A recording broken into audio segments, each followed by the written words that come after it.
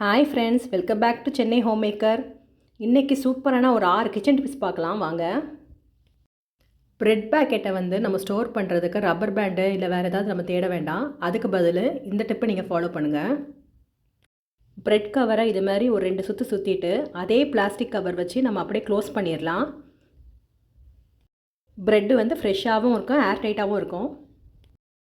Mobile அடாப்டரை நம்ம travel பண்ணும்போது பேக்கில் போடுறதுக்கு இது மாதிரி சுற்றி வச்சிங்கன்னா நல்லா கம்ஃபர்டபுளாக இருக்கும். நம்மளுக்கு ப்ளக் பாயிண்டில் இது மாதிரி அடாப்டரை வச்சிங்கன்னா நீட்டாக இருக்கும் பார்க்குறதுக்கு.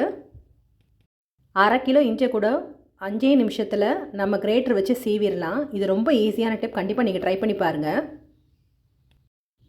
வேக வச்ச உருளைக்கிழங்க இது மாதிரி ஜல்லடையில் வச்சு நம்ம ப்ரெஸ் பண்ணோன்னா தோலும் ஈஸியாக உரிச்சிடலாம், பொட்டேட்டோவும் ஈஸியாக மேஷ் ஆயிரும். புதினா, கறிவேப்பிலை, முருங்கை இலை இதெல்லாம் இந்த ட்ரிக்கில் நீங்கள் எடுத்திங்கன்னா ஈஸியாக இலையை நம்ம எடுத்துடலாம். எப்போவுமே நான்வெஜ்ஜில் ஒரு கவுச்சி வாசனை இருந்துகிட்டே இருக்கும். அதுக்கு நம்ம கழுவும் போது உப்பு மஞ்சள் சேர்த்து நல்லா மிக்ஸ் பண்ணி ஒரு 5 நிமிஷம் ஊற வச்சுட்டு நம்ம கழுவுனோன்னா அந்த சிக்கனோட ஸ்மெல் சுத்தமாக இல்லாமல் இருக்கும். மறக்காமல் லைக் பண்ணுங்கள், ஷேர் பண்ணுங்கள், சப்ஸ்கிரைப் பண்ணுங்கள்.